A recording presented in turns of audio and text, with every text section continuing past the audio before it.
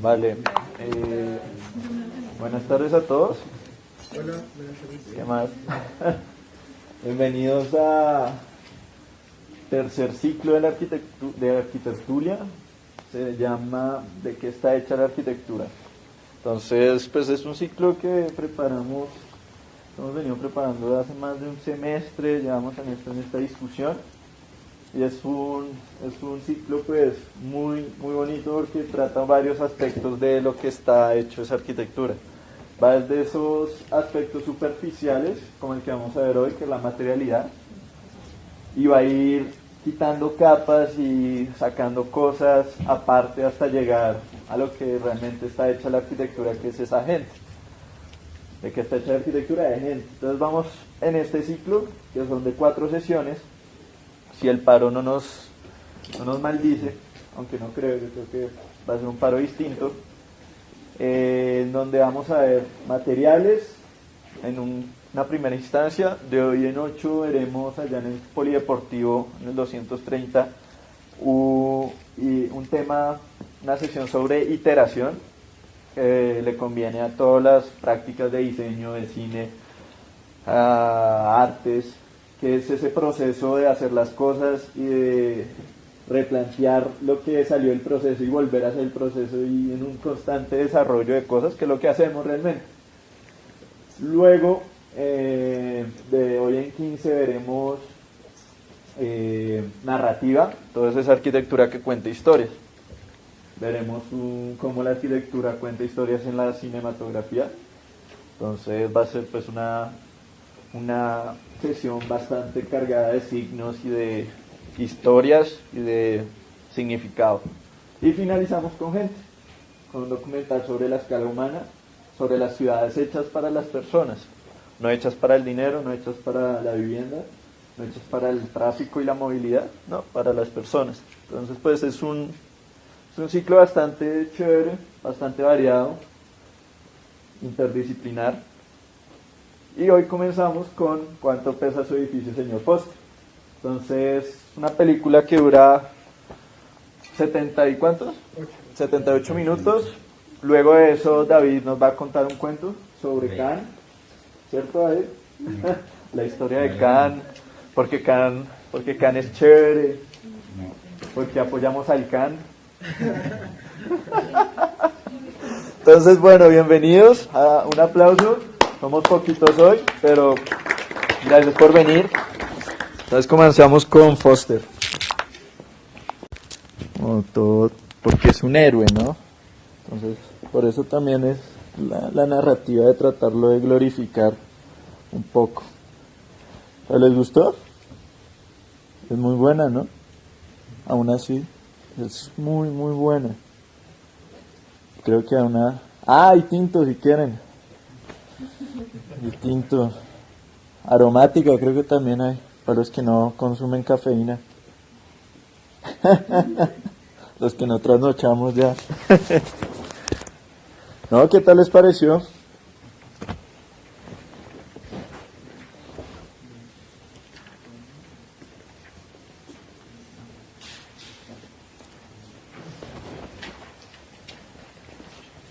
¿Qué fue lo que más les gustó?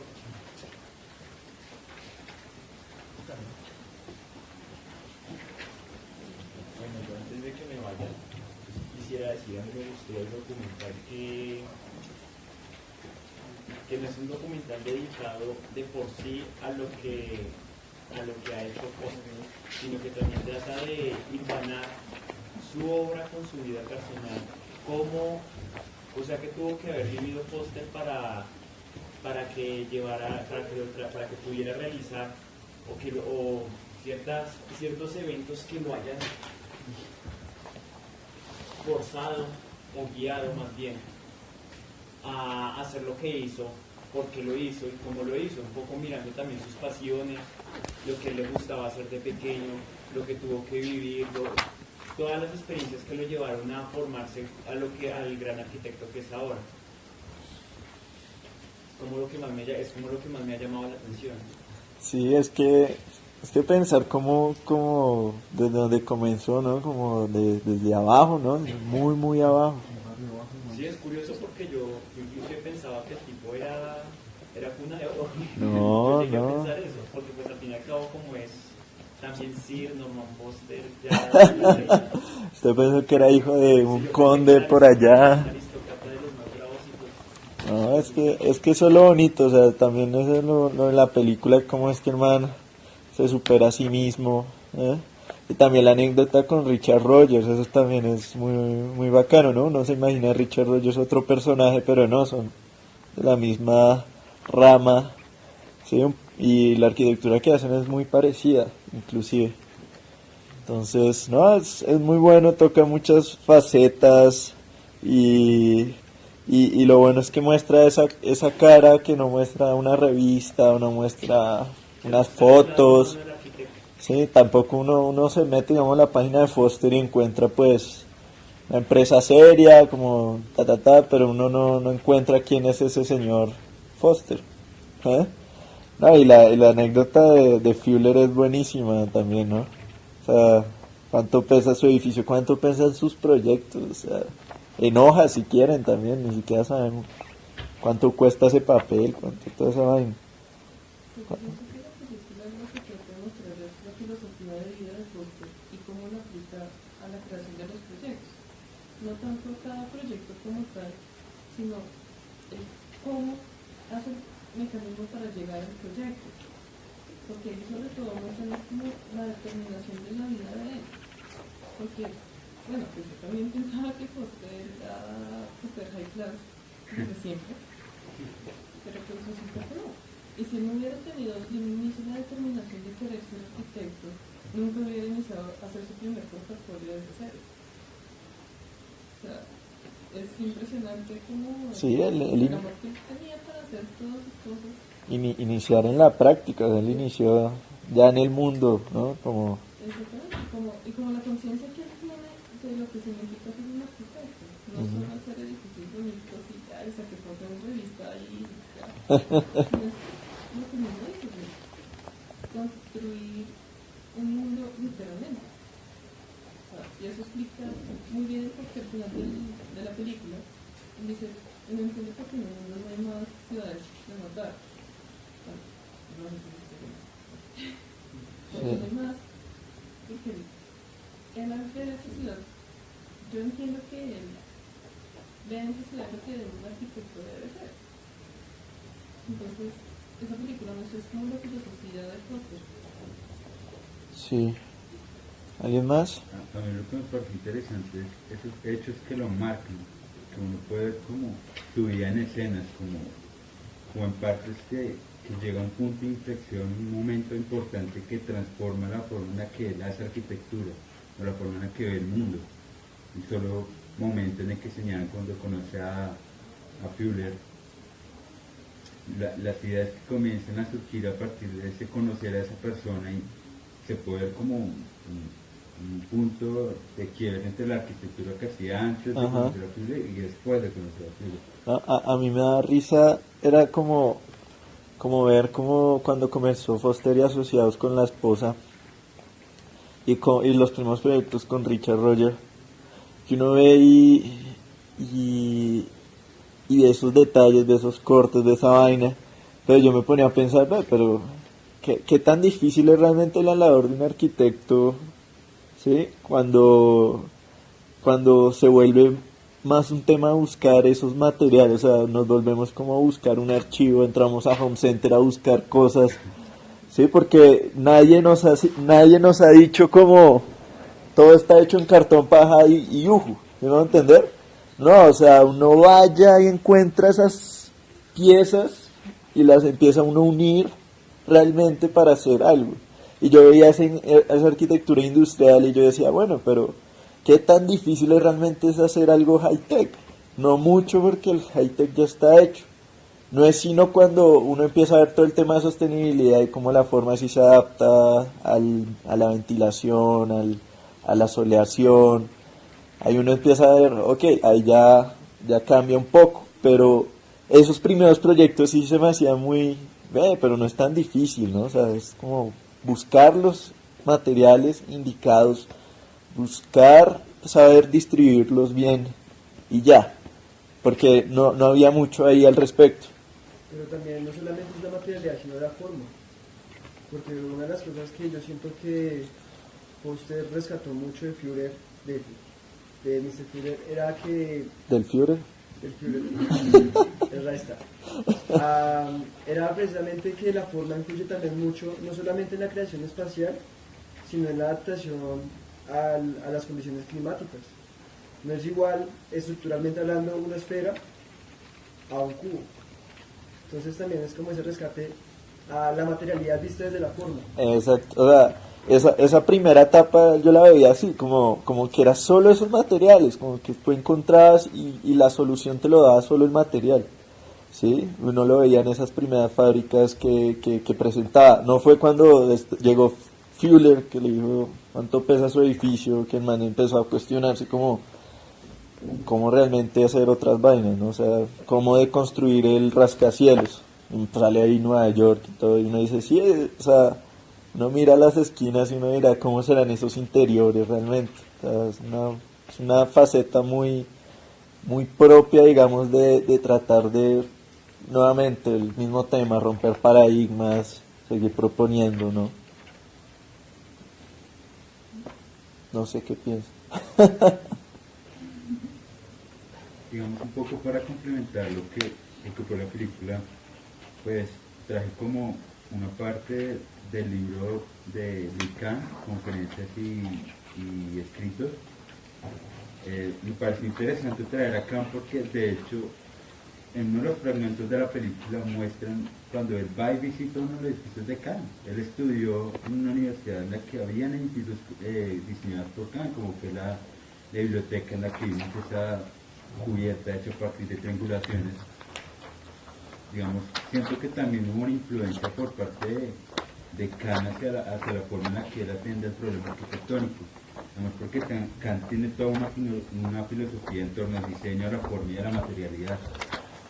Parte de eso se recoge en este fragmento del libro que se llama La monumentalidad, por lo que quisiera que nos acompañaran, como cada uno leyera un fragmento del texto por cada párrafo, y que pues luego de leer esto volvamos a retomar la discusión en torno a la arquitectura de Foster. A leer como 4 párrafos cada uno, es que son corticos. ¿Quién quiere empezar? Porque tengo gripa. Sí, hágale. Sí. Tengo gripa. Todos tenemos gripa, no importa. La monumentalidad en la arquitectura puede definirse como una cualidad espiritual, inherente a una construcción, que transmite el sentimiento de su eternidad y que no puede añadirse o cambiarse. Apreciamos esa cualidad en el Partenón, reconocido como el símbolo arquitectónico de la civilización griega. Hay quienes sostienen que vivimos en una desequilibrada situación de relatividad que no puede expresarse con una simple fuerza intencional. Esta es la razón, a mi entender, de que muchos de nuestros colegas crean que no estamos psicológicamente formados para transmitir esa cualidad de monumentalidad en nuestros edificios. Pero hemos conferido ya una completa expresión arquitectónica a monumentos sociales como la escuela, el centro comunitario o el centro cultural. ¿Qué estímulo, qué movimiento, qué fenómeno social o político habremos de experimentar? ¿Qué acontecimiento o filosofía dará origen a una voluntad de conmemorar su impronta en nuestra civilización? ¿Qué efecto tendrá tales fuerzas en nuestra arquitectura? Continuar.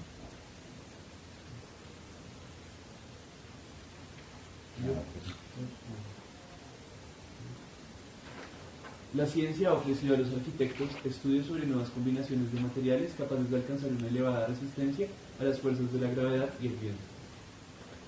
Los últimos experimentadores y filósofos de la pintura, la escultura y la arquitectura han infundido un ímpetu y un espíritu nuevos a la obra de sus compañeros artistas. La monumentalidad es enigmática, no puede crearse deliberadamente. Ni el mejor material ni la tecnología más avanzada tienen que formar parte necesariamente de una obra de carácter monumental, por la misma razón que no fue preciso usar la mejor tinta para redactar la Carta Magna de Inglaterra.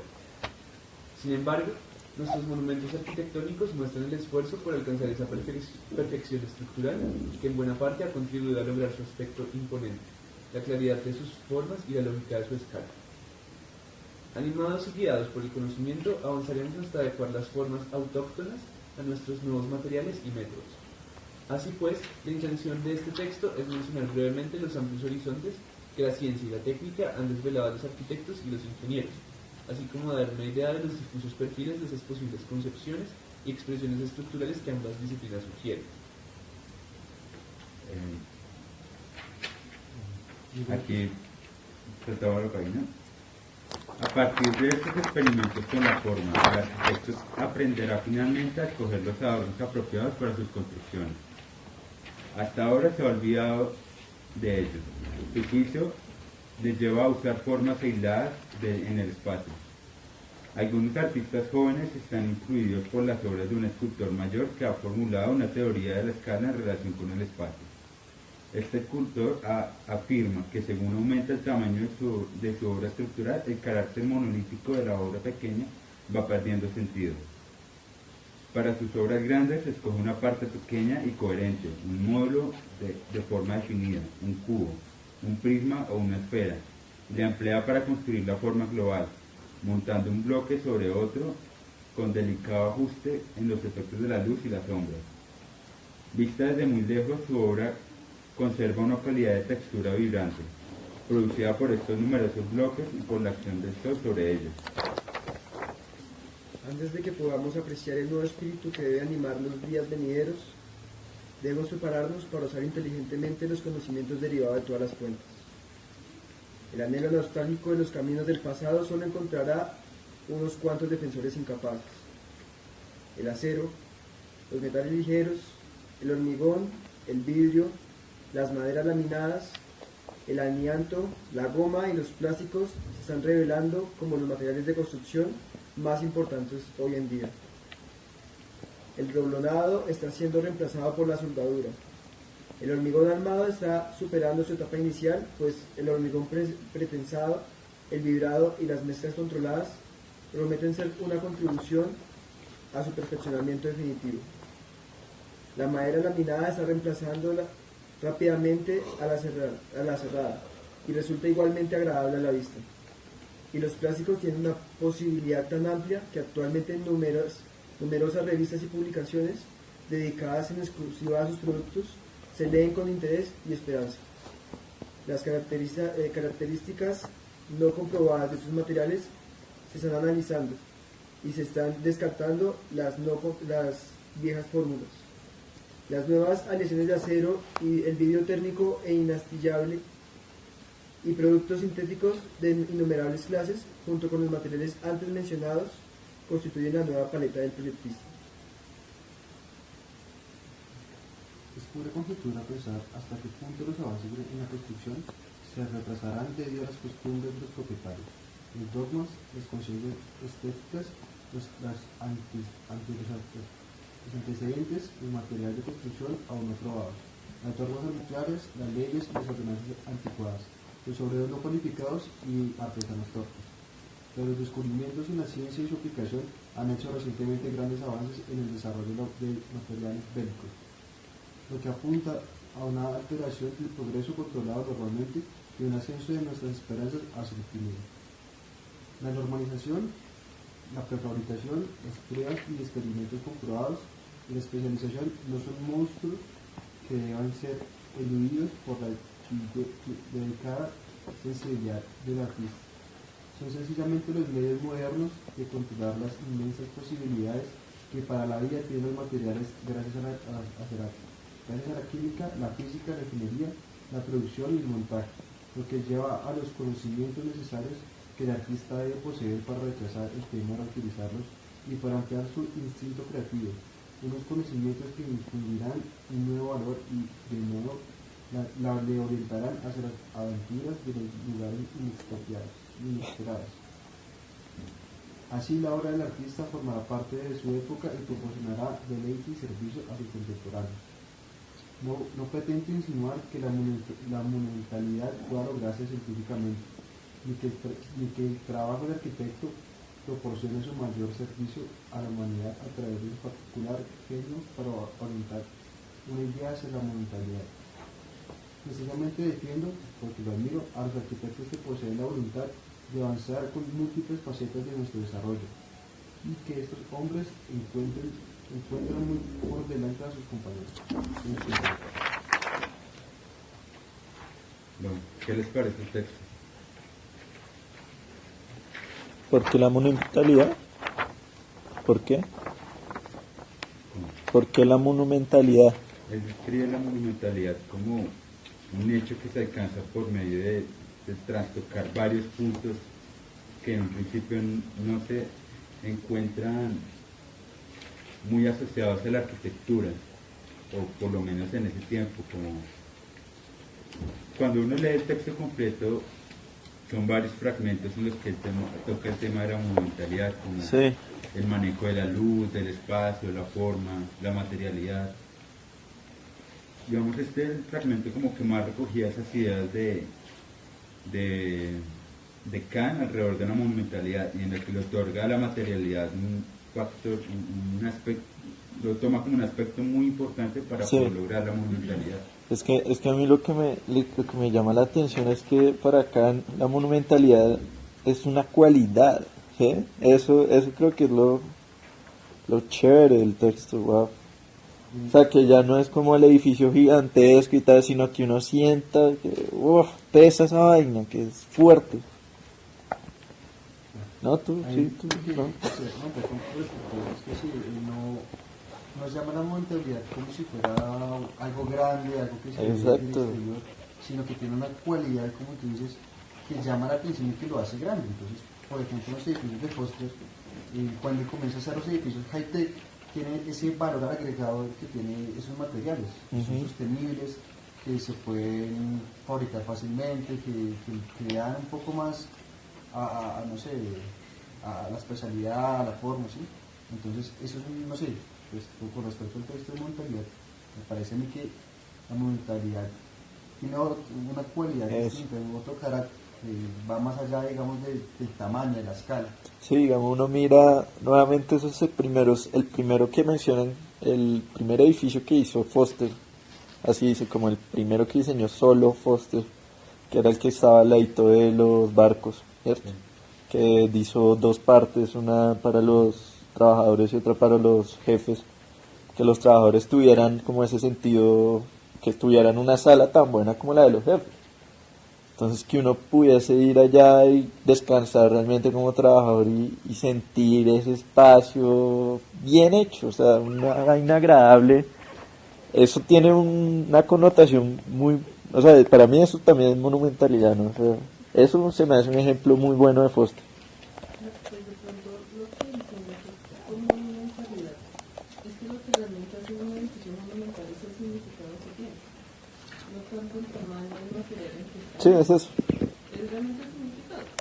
Por ejemplo, con esos materiales tienen el significado de que es algo sostenible, de que al hacer eso, pues estamos haciendo algo bueno por el planeta.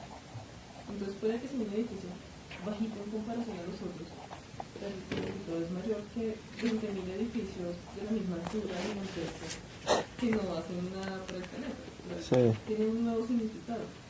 Lo que tú dices, o sea, el edificio para trabajadores. Lo que lo hace monumental no es la entrada en sí, es el significado de la igualdad que puede tener el trabajo un obrero a un Sí, jefe. que uno siente que, wow, pensaron en mí, como, wow, gracias. Pues algo que yo siento es que la monumentalidad a veces también es un tema en el cual también llega la escala y el tamaño, y con eso asociamos algo que es monumental. Pero pues aquí remito un ejemplo de los griegos con el Partenón, y es que el Partenón hace parte de la identidad de lo que fueron los griegos, como el Coliseo de los romanos o como las pirámides de Egipto. Y algo que también habla es de los materiales. No sé, yo digo que una maloca en medio de la selva es algo monumental. Representa a los indígenas que viven en una comunidad porque ahí está su esencia, ahí está el universo de ellos. Cuando tú entras a la maloca no es solamente una maloca, es el universo que capturas en un espacio y te comunicas con los espíritus a través del fuego en el centro. Eso es monumental. No tanto el material, porque el material sí es una ayuda, pero el material al final, como dice acá mismo, es algo que pasa a un segundo plano. Sí. Al final es una captura del espacio. El material ayuda, pero el material no es la esencia del espacio. Tal vez lo enriquezca, tal vez lo potencie, tal vez lo denigre, pero no es el espacio. El material solamente es algo que lo sostiene o algo que le da una forma. De hecho, te estás adelantando porque o sea, esto es como una... Como así adelantando, esto está planeado, ¿qué le pasa? Porque, Te adelantaste del yo, muchacho. ¿No? porque digamos, a lo largo de este ciclo que vamos viendo es que no se trata de una sola cualidad que hace que ese edificio sea especial, que sea monumental, no es solo la materialidad. Vamos a ver, digamos, los procesos de iteración, Sí. y al final para darnos cuenta que tal vez la gente es lo más importante para consolidar una edificación, de que está hecha la arquitectura de gente. Tú lo señalabas en el principio, la materialidad al final es solo una cualidad agregada, ¿sí? como tú lo mencionas, pero digamos lo que me llama la atención en el texto es como Kant nos dice que es en los procesos creativos de la persona en que la que se sale del molde, se sale del paradigma, la que comienza a consolidar cosas nuevas que rompen ese paradigma.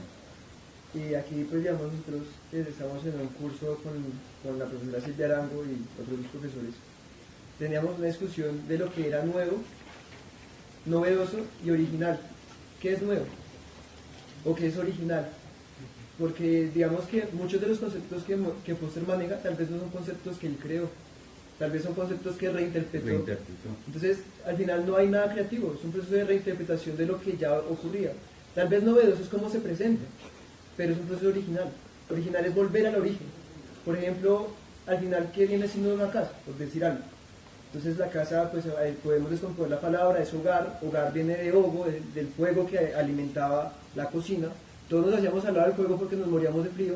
Entonces al final la casa era la reunión frente al fuego, que podría significar nuestra vida de la muerte, en compañía de las seres que queríamos. Si volvemos al origen y planteamos un hogar con ese concepto, somos originales. ¿Cómo lo presentamos? Es novedad. Entonces, pues también es como un tema interesante por discutir. Sí, pero... De hecho, sí, es lo que hablábamos en la sesión de steps, que era de cómo va a ser el diseño, entonces lo que yo comentaba era que uno lo que hacía para poder diseñar era recordar un espacio, recordar lo que a uno le gustaba, o recordar, o no sé, saber cuál es la apariencia de esto y qué le faltaría. Entonces uno siempre recuerda algo y luego sí lo trae. Entonces no es que uno cree, como que no crea conceptos, sino que uno compañero lo reinterpreta. Exacto. Yo lo que digo es que por algo es que están las 4 visiones del ciclo, pero para algo no están también, ¿eh? Para una de esas cosas de lo que no están hechas es que se crea que ya está respondida la pregunta. ¿Sí? ¿De qué está hecha la arquitectura? Sí, son 4 cosas, o materiales, iteración, tantas. No, o sea, si pusimos materiales fue como tú la acabas de decir, no es que se haya adelantado del guión, no es que ya se supo, ya se sabe todas las respuestas, Sebastián, no es así, es cuando yo digo como, ¿será que es materiales y ya? O sea, cuando ustedes dicen como, cuando tú dices el material captura el espacio, yo digo, ¿será? ¿O estás hablando solo de un material superficial? ¿Qué tal uno hablando como realmente de ese material hecho para invidentes? ¿Cómo eso afecta realmente el espacio? ¿Cómo lo lee esa persona? ¿Cierto? Estamos hablando de materiales también táctiles. O sea, uno ¿cuándo fue la última vez que tocaba una pared? Por decirlo así. ¿Sí? Esta mañana. Cuando me levanté y me pegué. No, yo lo digo es como cuando uno piensa que el material está ahí solo para ser de borde, solo para ser de corredor, solo para poner un límite. Tal vez no estamos llegando al fondo del material, y eso es lo que va a Kant. O sea, por eso Kant le apuntaba tanto al material y que el plástico, porque el man estaba loco, decía esta vaina va a llegar a un punto en que lo nanométrico va a definir nuevas maneras de sentir el espacio, de verlo, ¿eh? Y cuando uno lo ve, digamos, en los temas de fachada, a veces que ya deja de ser un tema solo pues el vidrio, pues una composición hecha con materiales, y aparecen las perforaciones, aparecen imágenes, signos que no se podrían ver sino de ciertos ángulos y no sé, y manejan y hacen del uso del espacio más rico, de más matices, que solo decir cuatro paredes y un techo, ¿cierto? Entonces, ¿cuáles son esos materiales que hacen realmente una arquitectura? O sea, ¿qué creen ustedes? Porque la respuesta no está, o sea, hablemos de materiales y tal vez no todos sabemos todas las respuestas, pero ¿qué podemos imaginar como un material que pueda servirnos ahora? ¿Qué es esos componentes? Y yo miraba a Foster y Foster ya no habla del acero. El tipo entra es al berraco material, que es un material con subcomponentes. Entonces, es el panel que te permite que entre luz, pero luz opaca, para que no sea luz directa, digo, ¿cierto? Que tiene una capa de aire para que haya una aislamiento térmico, acústico. Entonces uno empieza a hablar de esas cosas, ¿no? Ya el material ya no es el concreto, sino qué puede ofrecerme el concreto con otros aditivos, con otros componentes que ya no sean concreto en sí mismo. Se vuelve que, yo no sé, un panel de concreto, una capa de otra cosa, una capa de otra cosa.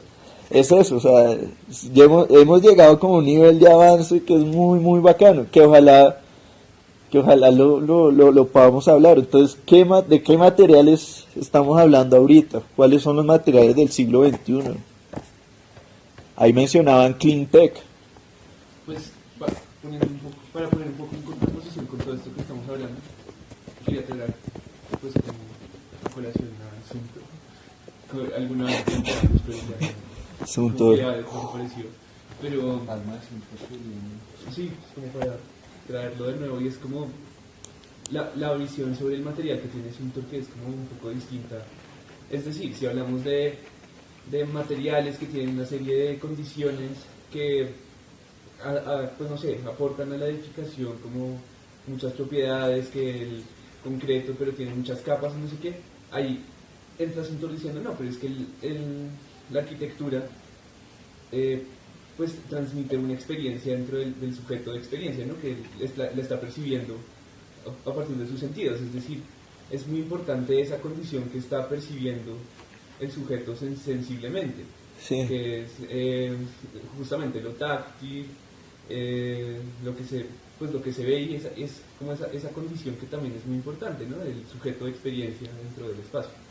Sí. O como se huele, en el caso de los baños del Sindú.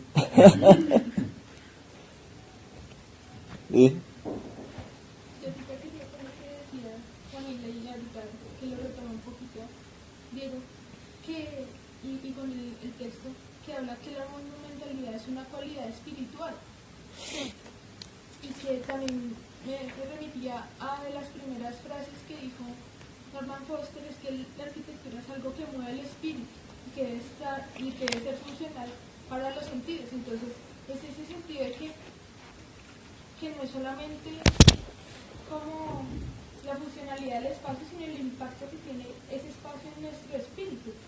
Y ese impacto es lo que me parece que hace esa monumentalidad, y que va más allá del tamaño o del material específico, que el material, pues, en mi opinión, y como va esto, me parece que es como una herramienta para generar ese impacto y generar ese efecto de monumentalidad en el espíritu de una persona o de ese grupo de personas de una cultura, como el aeropuerto que hacen en Beijing, que es muy novedoso, pero también está arraigado a la cultura tradicional de China. Y también yo creo que el material también podría estar cargado de significado. Porque, por ejemplo, o sea, en China, pues como no sé, China y uno se imagina un bosque y un bosque de bambú. Tú me imaginas pinos con los gravetos en China. Tú imaginas bambú en panda. Entonces, Panda.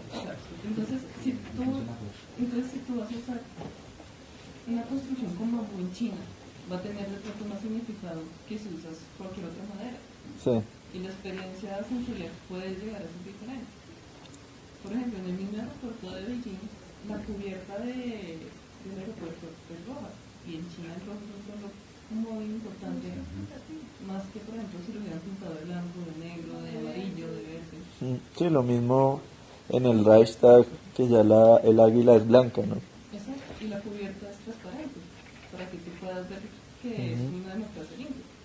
Sí, digamos, Yo como creo que, digamos, ahí con el resto, es que el material también se usa como una forma simbólica, ¿sí? ajá, Porque, digamos, no hubiera sido lo mismo que esa cúpula hubiera sido tapada con, no sé, hay un vidrio que es como el de las gafas translucidas y se oscurece con sería bastante curioso que el Reichstag se oscureciera, pues bueno, a pesar de que es un material que sirve, digamos, para el confort, digamos, de la luz y demás, pues carece de esa, no sé, de ese simbolismo que puede dar el material.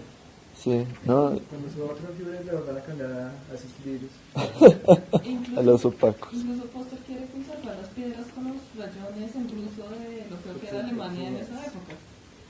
En vez de quitarlos y decir, no, esto es pasado, la Segunda Guerra Mundial perdimos y nos fue mal, así que borramos esto. Incluso los quiere conservar. Ganó, porque él es parte del equipo ganador. Sí, eso. Para decir, mire, ustedes perdieron. Y además es que estuvimos aquí. Además fue raro, ¿no? Además fue raro cuando en el documental mencionaron algo así como construida y restaurada por un arquitecto británico, ¿sí? Fue como, sonó muy extraño, eso sonó muy extraño, yo como, porque tenían que mencionarlo, ya estaba explícito, pero no es como para seguir cortándole las venas a los alemanes. Pero eso también eso lo podrías tomar como una muestra de paz entre naciones que eran enemigas. Por eso superioridad Puede dar estudiar en la cara que Sí, pero eso fue una refregada, eso fue raro. Como lo dijeron, o sea, lo dijeron, sonó muy mal. Pero lo que yo quería hacer era, o sea, cuando ustedes mencionaban el tema de la espiritualidad, y bien que lo hayan sacado a colación, es que o sea, uno se pregunta por qué somos tan raros los humanos, o sea, que nos lleva a construir todas estas vainas, ¿cierto? O sea, es una cosa como para representar ese espíritu y llegar a hacer catedrales y llegar a hacer estos monumentos, ¿no? Es extraño, es muy extraño. Pues no sé, en ese momento recuerdo un poco los principios modernos de la ciudad funcional, que el ser humano es un ser que pues se toma como un ente, por así llamarlo, con necesidades básicas, y que cae en el mundo por pura casualidad y tiene que hacer cosas por sobrevivir y ya, se acaba de contar. Pero ese cuento no se lo comen desde hace eones, o sea, desde que el ser humano es consciente siempre ha habido una pregunta y es ¿qué somos? O sea, y creo que aún hoy en día nos lo preguntamos o nos callamos esa pregunta, pero son preguntas de todo el mundo. ¿Qué hacemos acá? ¿Hubo antes de que naciera? ¿Habrá algo después de que me vaya? Y pues tal vez la arquitectura solamente es una prolongación de lo que recordamos de vidas pasadas. O de lo que fuimos. Sebastián. Pero pues es el hecho, y toda arquitectura diferente a construcción, es para alimentar el espíritu, que no se alimenta con solo transitar, o con solo recorrer, o con solo comer, hay cosas más allá. Digamos que eso es lo que se puede rescatar de tanto la monumentalidad como pues el video. Hay cosas más allá. Yo me atrevería a decir es que Norman Foster en sus obras intenta capturar ese espíritu de monumentalidad. Si bien en algún momento, digamos, la ficha acusa a Foster, nosotros lo hicimos de forma intencional, porque su arquitectura está hecha a partir de materiales, no es así. Si tienen alguna trascendencia, una importancia los materiales, no son lo más importante. Fueron en un principio lo que le permitió explorar de esa forma en el problema arquitectónico, son solo una cualidad agregada en ese gran interés que tenía por construir un espacio monumental. La monumentalidad tendría diferentes maneras, ¿no? Porque, digamos, dependiendo del cliente, hablaba en la película que para unos esposos era algo muy grande que se veía muy ligero, muy limpio, mientras que el banco se veía muy poderoso, pues ambos eran poderosos, pero el otro se veía muy sólido, muy fuerte, y es como esas dos maneras diferentes, bueno, no dos maneras, sino infinidad de maneras de entender la monumentalidad dependiendo a quién va dirigida. La sola cúpula de Reichstag, El Reichstag. es, digamos, los materiales con los que está construido, que es metal y vidrio, ¿no?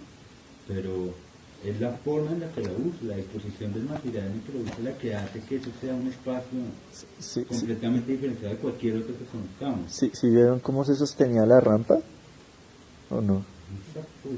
Pero era como unos hilos, ¿no? Era como una cosita ahí que yo decía, imaginé en Bogotá un día esa vaina, una marcha y todo el mundo ahí saltando. Marcha por la paz. Eso, yo me preguntaba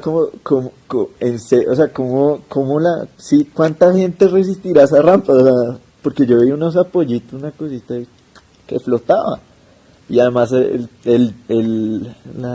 lo difícil de hacer una rampa y más circular, ¿no? Entonces, Tienen 400 personas. Pero ¿cómo? igual Tienen también- 400 personas. ¿qué? El equipo de trabajo. Ah, sí, obvio, ¿no? Igual Foster lo que hace es usar los elementos tradicionales. El man siempre busca como el elemento más, o sea, nuevo que le funcione más, o sea, que sea más eficiente, más liviano y más resistente. Pero Tanto así que es la disposición del material. Hay otro como lo que dice Sebastián, bueno, no es creativo, es original porque está reinterpretando algo que ya existe, o sea, y lo nosotros- vuelve a sus orígenes pero lo reinterpreta. Pues es que eso es lo que se supone que es el juego que nos da la modernidad. La modernidad nos encasilla, por decirlo así, porque esa es la idea, clasificar todo. Incluso lo que no está clasificado lo clasifica en etiqueta inclasificable. Pero entonces lo que nos hace la modernidad es darnos como las reglas del juego, es decir, usted hace torres porque no hay más espacio, pero entonces te dice, tú puedes hacer la torre como quieras. Tú puedes interpretar la torre de muchas maneras. Entonces puedes hacer una torre completamente ortogonal, puedes hacer una torre en espiral, puedes hacer una torre en vidrio, una torre en concreto, y todas van a ser diferentes, pero van a seguir siendo torres. Y todas pueden tener el mismo significado, un significado diferente. La ciencia de la modernidad te da como unas reglas muy claras para hacer eso. Sino que pues nosotros siempre tratamos como de porque siempre aquí el lugar todo es, por ejemplo, ladrillo, entonces yo también voy a hacer ladrillo, porque todo es ladrillo. Y también pues algo que pues no sale en el texto, pues tampoco está tan explícito en el video, es que hay condicionantes que no podemos obviar como lo son el viento, el sol. Por ejemplo, Bogotá es un caso en el cual no podríamos hacer esto ni aunque quisiéramos, o pues tal vez no, o tal vez sería un presupuesto muy grande. Porque tenemos una característica de nuestro suelo y geografía que no nos da. O sea, aquí no es Inglaterra, entonces aquí no podríamos construir un edificio de esa manera porque el suelo no nos aguantaría, igual que en Nueva York. Entonces la pregunta es, ¿cómo podríamos capturar el espíritu y crear monumentalidad con las características que tenemos como locales? O sea, no podríamos copiar la idea de Foster, por más noble que fuera la intención, porque sencillamente no somos países con presupuestos holgados. No Y somos segundo, como economías emergentes, ¿no? Como el más mencionado. Y segundo, no tenemos las características climáticas, ambientales, bueno, culturales. Climáticas también. sí, climáticas sí. Bueno, culturales. Por ejemplo, la mentalidad de un colombiano es muy diferente a una mentalidad de un chino o de un hindú o de un inglés. No porque sea malo separarnos, sino Sí. porque cada uno es diferente. Lo de los trabajadores chinos que uno queda como, Pero es pucha. explotación, eso es No, explotación. no, En qué Colombia impresión. se trabajan 3 turnos cuando es una obra que ya tiene como unos 6 meses de atraso y ya la está diciendo papito resultado. Entonces llega el interventor y dice, ¿cómo vamos a trabajar? Hay que pagarles el doble para trabajar. Del resto no pasa nada. Pero igual es un pensamiento muy eficaz, o sea, ellos hablan de que el aeropuerto de China había estado como 5 años ya trabajando, Sí. mientras 7 años, mientras que el otro no lo habían terminado. Entonces también es una manera de pensar de cómo se invierten los recursos. Digamos, lo que tú decías de ese, no, acá no se puede, yo decía, oye, pero de pronto ese es nuestro problema, de decir, oye, es que no podemos hacer eso, oye, ¿por qué no? No, es que lo que yo veo más es que realmente Foster sí gasta mucha plata. Y uno no debe pensar tampoco en que es un tema de gastar y gastar y gastar. Lo que uno sí puede reinterpretar de lo que dice Foster, y no es pensar que un high-tech es lo que yo les decía, como el polímero así, wow, yo no sé, que uno dice high-tech es esa innovación que surge de unir varios componentes y hacer algo verdaderamente innovador. Y eso sí se puede hacer acá. Pero sí, o sea, la cosa del high-tech es que es eficiente. Por ejemplo, Richard Rogers lo que buscaba, pues su proyecto cuesta bastante, pero él garantiza que usted le va a reducir, no sé, 40% de velocidad. Me acuerdo de algo que decía Richard Rogers en la conferencia que hizo. Nosotros sabemos que lo que estamos haciendo es muy costoso, pero nosotros le estamos asegurando a la persona para la que estamos diseñando que va a poder recuperar su inversión. Entonces digamos que hay otra de las cosas que también entran acá es la economía. La economía y la economía relacionada sobre todo a la sostenibilidad, porque pues el señor Foster habla de todo, es de sostenibilidad, y pues habría que remitirnos a qué es sostenible. Sostenible se podría entender como algo que se puede mantener en el tiempo. Las ciudades actuales no son sostenibles, o sea, por más esperanza que le queramos dar, no son sostenibles. Va a llegar un punto en que el consumo energético va a ser tan grande que no vamos a poder andar en auto. Y todas las ciudades se diseñaron, como he mostrado en una imagen, para hacer, o sea, el modelo de las autopistas es un modelo estadounidense, que tenían mucho petróleo, tenían mucho dinero, y pues empezaron a exportar ese modelo que lastimosamente copiamos mal. Entonces dijimos, no, hagamos autopistas. Sí, o sea, el copiar no es malo, o sea, referentes no es malo, el problema es copiarlo mal. Copiar mal es la idea original. Ahorita con Carlos también estábamos hablando de eso, por ejemplo, estábamos mirando en la ciudad de Mazda y decíamos como, no, pues súper chévere la idea de... O sea, yo le estaba diciendo a Carlos que los árabes que se volvieron millonarios por el petróleo, como saben que el petróleo se va a acabar y apenas se acaba el petróleo, pues quedan fritos. Pues entonces están empezando a invertir ahora que tienen plata en algo que es sostenible. Y con Carlos, entonces, ella decía que no todo el mundo se va a arriesgar a invertir todo ese dinero y de pronto perderlo. Pues es que él decía, no, es que porque no hay 20, y si hay 20, entonces porque no hay, porque hay solo 20. Pero pues hablábamos con Camilo, este proyecto cuesta 15 billones de dólares. Y no cualquiera se los da. Primero, ¿quién tiene ese dinero?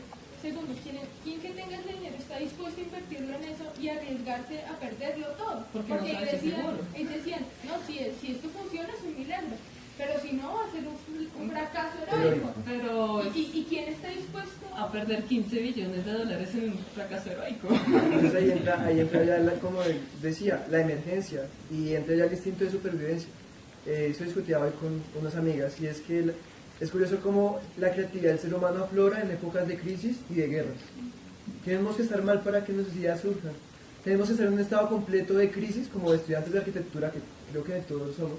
Tenemos que estar así con el estrés, y eso hace que en la cabeza aparezcan muchas luces y traigamos proyectos increíbles. Increíbles porque no lo creíamos. O sea, salió y al final uno era como, venga, ¿yo cómo hice eso? Y hay lapsos de pérdida de memoria porque uno no sabe, en serio. O sea, la mente, el cuerpo, todo se prepara para hacer cosas que uno no cree. Tal vez es eso, tal vez en este momento estemos en una crisis y no debería ser visto como algo solo malo. O sea, sí, es grave, los recursos se van a acabar, va a haber mucha gente, probablemente haya guerras, pero también de eso podemos extraer cosas interesantes. O sea, no todo es malo, o si no la manera sería distinta hace muchísimo. Pero es que lo que pasa es que una crisis, lo que hace que la crisis funcione es cuando ya estás en la crisis, estás metido hasta el cuello y ya no tienes nada que perder. Entonces, si no tienes que perder, entonces tal vez vamos a llegar a ese estado. Exacto, eso es lo que pasa en una guerra. En una guerra se destruye una ciudad, si la ciudad está destruida, ¿qué más vas a perder? Haga lo que se le dé la gana porque ya no tienes nada que perder. Ya lo barato.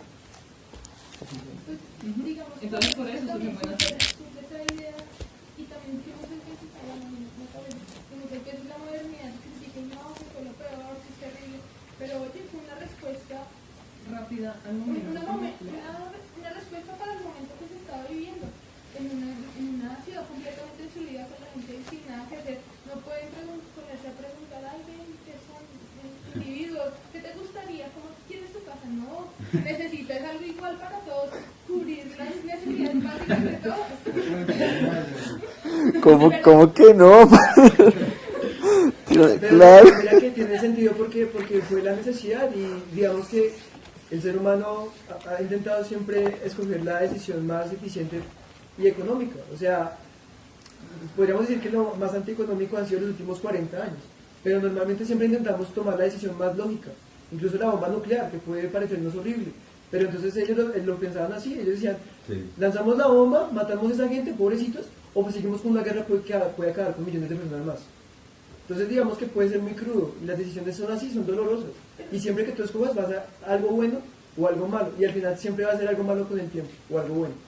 Entonces a mí me parece que es muy cierto, o sea, fue una decisión que tuvieron que tomar. O sea, lo que yo pienso que el problema de la marginalidad es que en estos momentos estemos aplicando lo mismo cuando Entonces ya no estamos en cuando no el estamos mismo en el mismo momento y cuando se deben pensar en otras cosas. Como para atraer un poco algo de lo que se aposta, no como trayéndolo tanto como lo del ciclo, sino, o sea, si sabemos que estamos andando más, si sabemos que hay problemas, ¿por qué no estamos haciendo nada? Como para traerlo al contexto colombiano. Sabemos que el ladrillo, la fabricación del ladrillo contamina bastante, que usar concreto contamina bastante, Que usar acero peor. y aún así lo seguimos haciendo. ¿Quiénes? ¿Quién? Yo no estoy utilizando nada de eso. Materiales que no son consecuentes con los problemas contemporáneos, con la realidad. Sí. Queremos pensar en ciudades sostenibles, en una forma en la que nuestro quehacer no sea una de las profesiones más contaminantes. Creo que es la tercera, si no estoy mal. Es la primera. La primera. O sea, ¿cómo es posible que estamos proyectándonos como arquitectos contemporáneos, digamos, pensando en arquitectura hecha en ladrillo, en concreto, en acero? ¿Por qué no explorar otros materiales? Porque es caro. No, Y no. ¿Sabes? No es tanto No, eso. porque tú traes primero un material nuevo acá al país y yo Sí, eso es un material nuevo. Ese ¿Cuál? material nuevo, como ¿Qué es no material se nuevo? va a ¿Ustedes iniciar. qué entienden por Mucho material tiempo. nuevo? Aquí mismo lo dice, mira, aquí dice, lo que ocurre muchas veces no es el material, o si es barato o caro, el problema está en la mentalidad o en las cosas que se han venido haciendo, y a veces cargamos con un lastre. Debería ser, sí, bueno, es muy complejo, pero uno debe cargar con el pasado como concepto, como decir, yo no quiero volver a estar como estuve antes, con guerras, con hambrunas, pero no de cargar con lo que tenía en el pasado, como no cargar, es que mis antepasados construían una casa de 50, no, de 65 metros cuadrados en un lugar donde ahora en Bogotá ese mismo espacio puede servir para otras cosas. Entonces digamos que a veces lo que pasa es que uno trae muchos arraigos que no aplican, y los tiempos te exigen de que uno modifique esos arraigos, los transforme y los transforme en nuevas costumbres. Tal vez ese es el problema. Tal vez no son los nuevos materiales, porque los hay, y mucho más económico, el drywall, por ejemplo. Pero entonces en la mentalidad dice, no, eso es malo, eso se cae, o eso es peligroso. Pero Exactamente. digamos también está el hecho de la Bueno, construcción que sí, social. se cae la pared. Y fuera de eso, es que el arquitecto no construye solo. El arquitecto necesita plata para construir. Y normalmente el arquitecto no pone la plata en su bolsillo. Va a un banco y el banco te da dinero. Y el banco dice, yo necesito una ganancia. Y si alguien dice, yo le hago el mismo edificio con un material ya común, de pronto lo modifico un poco para que sea más sustentable. Pero me sale más barato que el material nuevo que el otro arquitecto te va a traer. Pues el banco no va a tratar el otro porque te va a hacer más rentable. Es que también O sea, no hay los cultura en edificios relación a la arquitectura en el país. Pero es que la Yo economía, me la he economía encontrado- maneja la arquitectura. Yo me he encontrado con personas que me dicen, bueno, también un poco aprovechándose de la condición de unos estudiantes, ¿cuánto me cobra por diseñar esta casa? Yo no, de tal. Pero yo quiero que sean concretas y duro, con columnas grandes, llenas de, porque así se sostiene la casa. Y yo un poco ignorante la persona pues diciendo eso, pero uno entiende, no hay una cultura. Y uno le dice, no, pero ¿qué tal si hacemos? No, yo creo que sea en concreto, grande, en ladrillo, macizo, grande, porque así se sostiene. No hay tampoco una cultura de las personas para enseñarles que no es simplemente que se sostenga, que sea maciza, que esté cerrada, sino que ese proyecto arquitectónico puede transmitir otras cosas, puede lograr otras cosas. No, pues usted piensa que la arquitectura puede transformar la humanidad, ¿no? Él mismo lo admitía. Pero aquí esa cultura no existe, es como solo como por traer un proyecto de colación, las 100.000 viviendas gratis. Lo importante es darle casa a la gente. No importa si vive bien, no importa si tiene espacios de recreación, no, lo importante es darle una casa y que esa sea en ladrillo, pequeña, 40 metros cuadrados. Lo importante es darle una casa. Esa es la misión de la arquitectura. Y si te das cuenta, usted trae un material nuevo y lo vende al banco, que es el que le da el dinero, diciéndole que él va a ahorrar dinero después de construir. Y no necesariamente son materiales nuevos. Por ejemplo, el Reistar es acero y vidrio. Eso es uno de los materiales más usados de nosotros desde hace mucho tiempo. Simplemente lo está usando con un diseño que es sostenible, la forma es sostenible para los clientes, es sostenible para lo que él haya pensado, y lo usa de una manera buena. Incluso el acero, un edificio del banco tiene que el acero, el 80% era acero reciclado. No está cambiando el acero, está haciendo una nueva forma de manufacturar el acero. Entonces no es necesario solo cambiar el material, sino que cambiar la forma de manufacturar el material. Algo que me parece interesante lo que decías es que la persona que estaba interesada quería una cueva. O sea, estalactitas que soporten el techo y un lugar que no importa cómo sea la espacialidad, lo importante es que me proteja. Y algo que también es muy interesante es que no hay cultura en nuestro país sobre la arquitectura. Y hace poquito estaba mirando por materias selectivas fáciles un comentario que decía ¿qué es mejor ser en Colombia, ingeniero o arquitecto? Y empezaban a decir, no, es que la arquitectura son dibujitos. O no, si usted quiere ser un arquitecto, eso es como para maricas. Y el ingeniero es el hombre que calcula con matemáticas. O sea, le quitan a la arquitectura como el sentido de lo que es, porque no tienen ni idea de qué es la arquitectura. Entonces, comentaba como que la arquitectura es todo lo que tiene que ver con el diseño. Y el diseño tiene que ver con todo en la vida. O sea, todo tiene que ser diseñado. Y algo que pasa con esas viviendas de interés social que ahora están tan populares, más como cuestión política que por otro tipo de cosas, es que no se sabe y no se ha hecho un análisis psicológico de qué pasa con la gente que vive en ese tipo de casas. ¿Qué pasa con la gente que viaja en un Transmilenio? Y eso se sabe, se ha demostrado de que ese estrés enloquece, porque pasa en los animales. Un animal dura, no sé, 10 días en una jaula y está el grado de estrés y se empieza a comer la cola. ¿Cómo será con una persona que dura 360 días del año en un Transmilenio? Ese proyecto de las viviendas se parece es muy parecido a uno que realizaron en México, en Juárez. Ah, sí. Ah, que yo Que al habla de final se armaron guetos en esa ciudadela, había microtráfico, había bandas criminales. Yo no sé por qué pensé que va a ser distinto, pero se supone que va a ser distinto. Pues es que para que ese tipo de megaproyectos funcionen, no solo coger a la gente y decirle, bueno, si no tienes casa, entonces te vamos a dar una casa de cualquier manera, donde X cantidad de metros cuadrados vas a meter a toda tu familia. La forma en cómo la metas, pues bueno, es tu problema. Esa no es solo la solución, es un trabajo con la comunidad.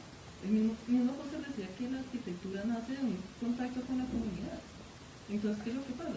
En esos proyectos como el de Ciudad Juárez, como el que se está haciendo acá, no se están dando con las personas como tal, simplemente se están haciendo un flujo de casas de la misma manera, puestas en cualquier lugar, de cualquier forma, y no están mirando exactamente cómo es la forma de vivir de las personas a las cuales van dirigidas esas casas. Y no necesariamente la solución es colocarle, pues sí, no necesariamente es colocarle una casa como, pues entonces vamos a hacer entonces casas que sean sacadas del Chicó en esos partes, porque de pronto no es lo que necesitan esas personas. Es mirar la necesidad de la persona y traducirla en arquitectura. Eso es una de las bases de nosotros y normalmente lo olvidamos. Pero igual, digamos, este tipo de proyectos, como dice Sebastián, es algo netamente político, es algo que el político o el alcalde viene y dice, es que les voy a regalar tantas casas, y eso es algo netamente político, es para que esa gente que no tiene casa venga y vote por él, y va y las construye. Al verdaderamente no le interesa cómo van a vivir, si van a estar bien, cuál va a ser su psicología viviendo allá. Lo que le interesa es que en el momento que usted se presenta, que la gente vote y lo construye. Si es que lo construye, pues lo construye de la manera más barata que le salga, sin importar nada más, porque a ese individuo que es quien está gestando eso, no le interesa nada más. Pero si el político contrata a un arquitecto medianamente decente y hace las cosas bien, se consigue los votos de esa elección, la gente que vivió ahí está contenta y ahora tiene votos de reelección. Sí, pero digamos, el punto es, digamos, los arquitectos que están ahí, o sea, digamos, si tú cobras por hacer algo de pronto más complejo, de pronto tus honorarios son mayores, y el político dice, no, mejor contrato a este que me cumple con el mínimo de pago. Pero pues es que de pronto no es hacerlo complejo, es hacerlo adecuado, y esa es la ética profesional, porque tú no puedes decir, entonces yo te voy a cobrar la mitad por hacerte un monigote. ¿Alguien tiene algo más que decir? Pero es que esa es la ética profesional. Y es que uno se pregunta, y es una pregunta que uno se hace todo el tiempo, es ¿por qué permiten que vivamos mal? O sea, ¿por qué no tienen, no sé, mayor cultura y todo? Pues un tema un poquito más político de lo que pasa. Hay un libro muy bueno, que pues tal vez todos han oído, y son dos. de por sí son distopías, son libros que es lo contrario del utópico. Uno es 1984 de George Orwell y el otro es El Mundo Feliz de Aldo Huxley. Y algo que me parece muy interesante es que en un fragmento de 1984 dicen, ¿por qué hacemos lo que hacemos? O sea, ¿por qué le damos mala vida a la gente? Entonces dice, le damos mala vida a la gente por una sencilla razón. Porque si ellos tuvieran todo, si ellos tuvieran comida, si ellos tuvieran un techo, porque en este momento en la historia podemos, porque tenemos todos los recursos, toda la energía a nuestra disposición. Por ejemplo, el edificio de arquitectura. Ustedes usando bulldozers para destruirla, bueno, las maquinarias, pero esas maquinarias no las inventaron ayer, por decir que estuvo detenido porque no había maquinaria, sencillamente las había, pero no había voluntad. Entonces en ese momento no hay voluntad para hacer las cosas, pero sí hay maneras de hacerlo. Entonces decía en el libro, lo que ocurre en ese momento es que si la gente pensara, la gente se rebelaría contra nosotros, los altos, los poderosos. ¿Qué hacemos? Mantengámoslo en la miseria, para que nada más se preocupen por su día a día. Y al preocuparse por su día a día y matarse entre ellos, nosotros podemos seguir gobernando. Pero pues es un poco ya muy político, no tiene nada que ver con el Yo creo que estar retomando lo de la cultura en relación a la arquitectura.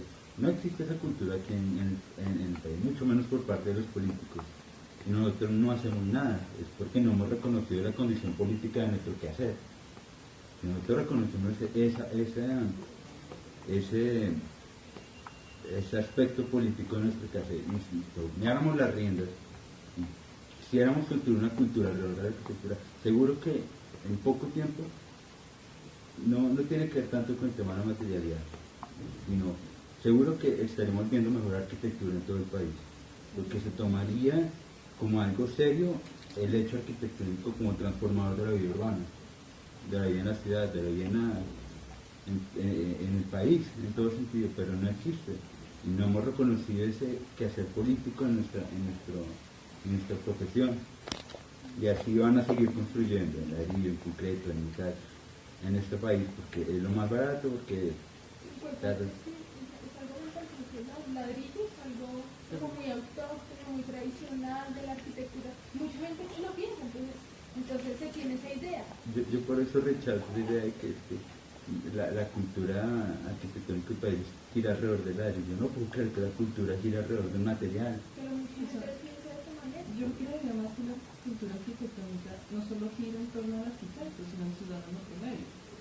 Por ejemplo, yo pienso que parte de una cultura arquitectónica de las personas que aunque no sean arquitectos ni sepan bases de arquitectura, por ejemplo, el simple hecho de estar en un parque y dejarse otro parque.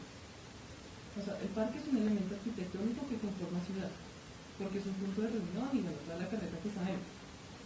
Pero muchas personas que no entienden el parque como eso, no les importa y dañan el parque. Entonces, si dañan el parque, las personas dicen, no, mejor no voy a ir porque se ve dañado, porque es un ladrón, no sé qué. Y entonces llega la red y dice, esto es como solito, mejor sentémonos acá.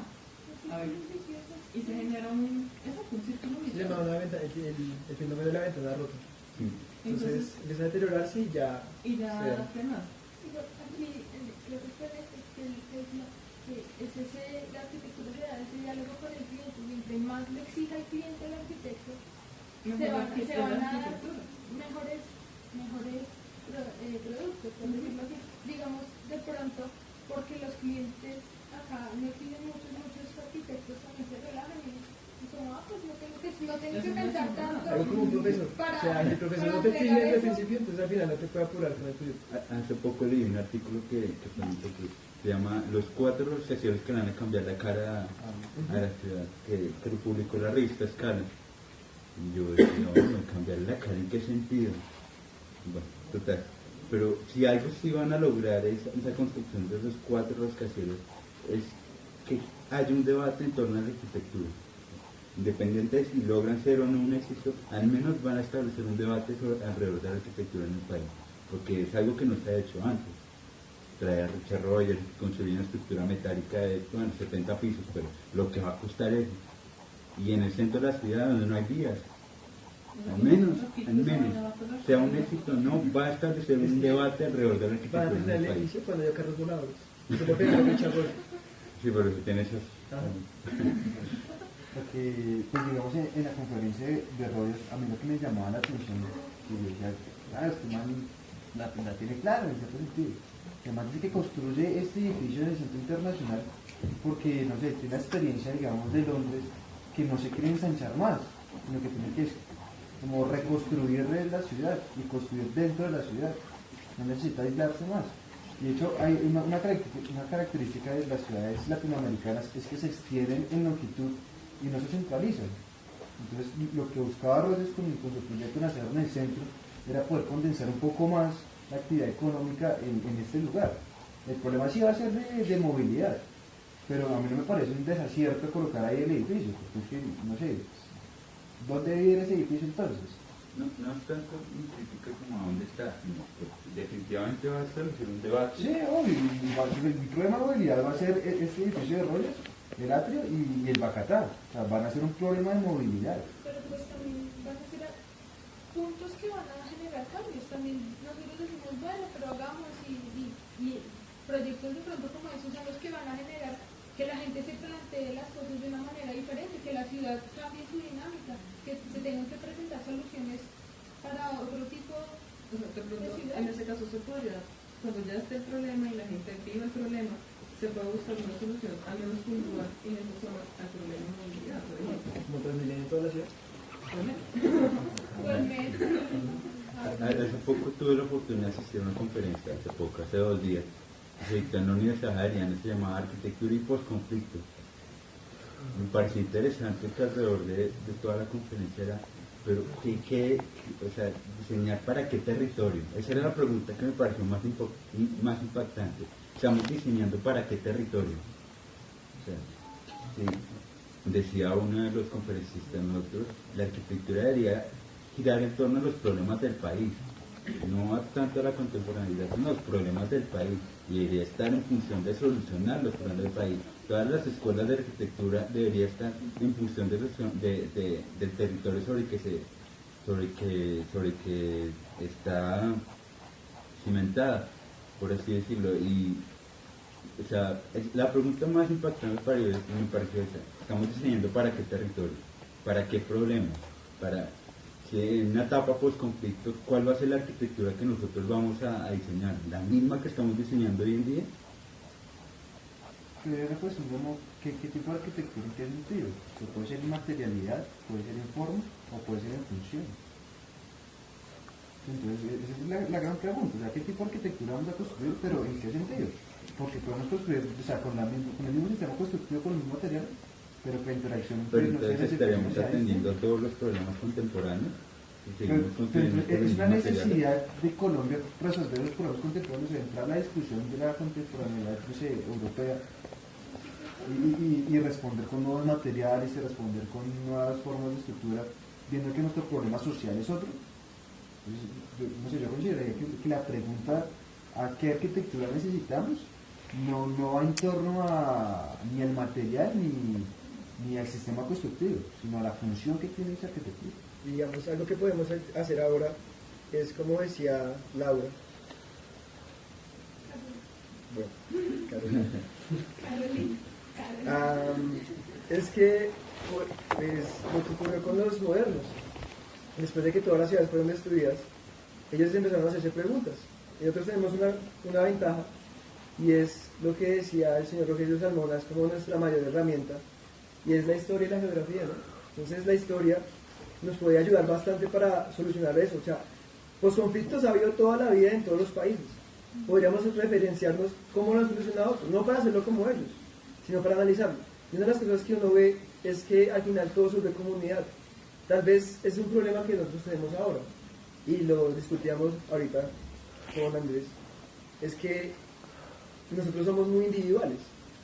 Y a veces, por ejemplo, ese tipo de películas, uno dice como, sí, eso es muy bueno, y uno se queda con ello, y se va y ni siquiera la familia le dice, se queda uno solo con ese tema. Pero qué bueno es digamos, este espacio para compartir y debatir, porque, bueno, es la primera vez que yo asisto por diversas razones, y me parece interesante porque a veces uno tiene muchas ideas buenas, todos tenemos ideas, ¿no? Pues uno ve algo en el piso y dice, se me ocurrió una idea muy buena, y de que ahí lo transforme a algo real, solamente funciona cuando uno se reúne en comunidad comento esa idea y entre todos construyen, complementan o mejoran esa idea. Y tal vez eso es lo que tal vez apunta a la reconstrucción de este país. Reconstrucción porque está destruido, en sus cimientos, en lo social. Porque uno ve al vecino y uno dice como este man como que me va a robar, y el vecino a la vez lo mira a uno y dice como este man también me va a robar. Ambos creen que se van a robar, al final llega el ladrón, los roban los dos y ellos no se dan cuenta. Pero todos terminan odiándose mutuamente. Exactamente. Entonces tal vez es eso, la reconstrucción social y comunitaria. Al final la arquitectura, y yo siempre tenía esa discusión, no es un edificio sólido, construido en el centro de la ciudad o en cualquier parte. Al final la arquitectura la hacemos nosotros mismos en nuestras relaciones, en nuestros diálogos, en nuestras discusiones. Eso también es arquitectura. Y a veces también se olvida eso. Yo quería comentar, digamos, que cuando yo fui a Girón, que fui estos días, una cosa que más me llamaba la atención era como la relación entre la gente, que todo te pones el problema, digamos, de un conflicto social donde todo el mundo se odia. Y acá, pues no sé, no vivo en Bogotá y acá todo el mundo se odia. Pero no es así en todo el país. No sé, en varios pueblitos que son pequeñitos, la gente se saluda y son amables. En Medellín la gente es cívica. El problema puede ser Bogotá, que no diga que la gente realmente se tiene desconfianza. Pero digamos, en este pueblito, digamos, de Girón, a mí pues es un pueblito colonial y con la arquitectura es interesante. A mí lo que me llamó la atención, que yo dije, wow, esto es muy teso, es que, además por el clima, ¿no? Siempre que yo iba caminando, todas las puertas están abiertas. Todas están abiertas y la gente ponía música al exterior, pero tenía el computador afuera y no tenía miedo a que lo robaran. Entonces, ahí con respecto a lo que hablábamos, que cuál es la arquitectura que necesitamos en los conflictos, esa es la que genera confianza. Uno pueda salir y pueda, no sé, pueda hablar con el otro y decir, hey, bacano, que no nos pase nada. Y que la arquitectura, como decía